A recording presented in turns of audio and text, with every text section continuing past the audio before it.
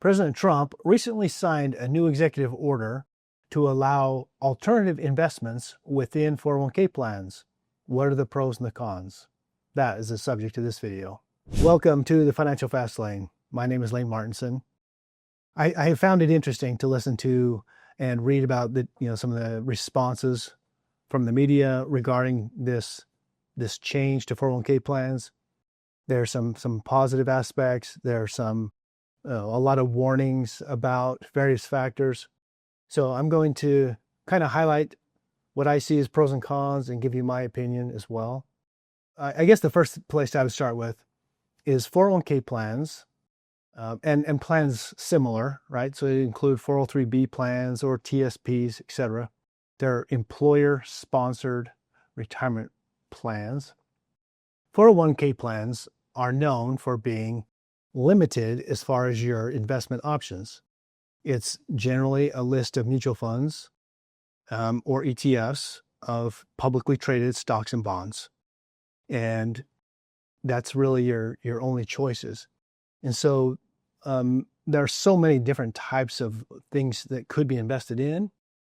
And many people with 401k plans over the years, that's a frustration that I have heard, that they wish they could invest in this, or they would like to invest maybe in some real estate and different things, and very restricted from their 401k plan. So what this executive order does is it will give people more choices and the ability to be more diversified. So I think that is a great thing anytime you can be more diversified. And it doesn't mean everyone has their choice to invest in certain types of assets or not. But there's a lot of people that would like more options. And so this will open the door for that. Now, when is this going to happen? It's going to be a slow process. And it doesn't mean that your company plan is going to make any of these available to you. It just means legally they can, or the regulations will allow it. And so a lot of the plans, it'll take months or even years before some of these private options become available. And I suspect that there will be target date funds that are very common in 401k plans. A target date fund is where you pick the date or the anticipated date of your retirement, and then the fund automatically kind of adjusts over time to get more conservative the closer you get to retirement. And with private equity, for example, liquidity is a factor. And so I'm guessing that some of these target date funds are going to take that into account based on your age. So I don't see liquidity as being a big hindrance. So let's just talk about some of these asset classes. If you take a look at this chart, okay, if I was to ask you, if we were to look at just in the United States, companies that have an annual revenue of $100 million or more, so substantial companies, how many of these companies are traded on the public exchange? And you may be surprised to know that it's only 25%. So 25% of the public stock market is available for trading. Then you have 75% of these companies. So there's a lot of successful, growing, profitable companies that are simply not traded on the public exchanges. They are privately held. Now, who has been investing in private equity companies? The average consumer has really not had access.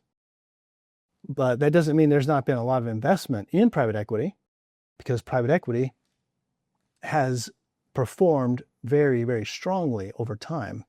And it's actually outperformed the public markets, something that a lot of people may not be aware of. But of course, there's challenges. How do you invest?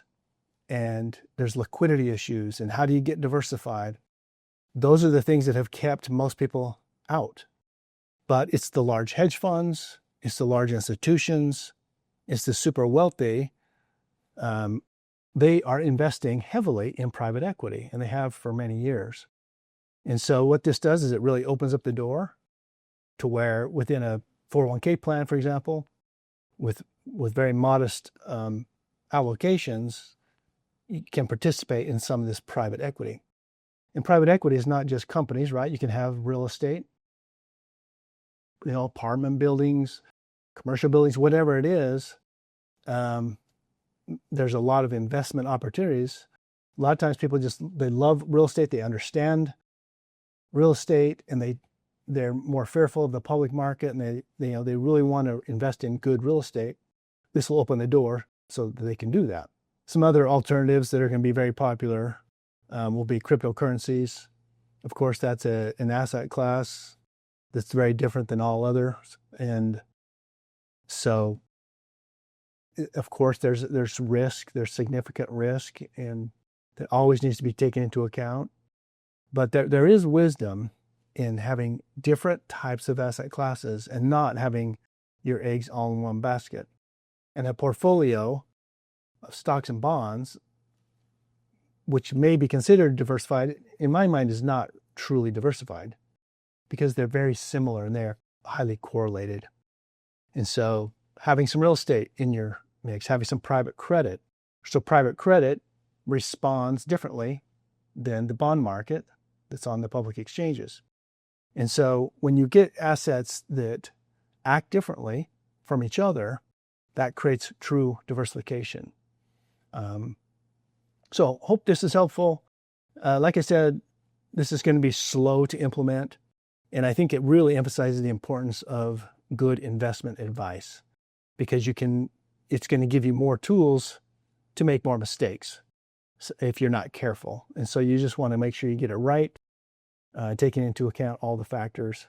So anyway, if you visit thefinancialfastlane.com, we have some free information and downloads there. And I look forward to seeing you in the next episode of the Financial Fast Lane.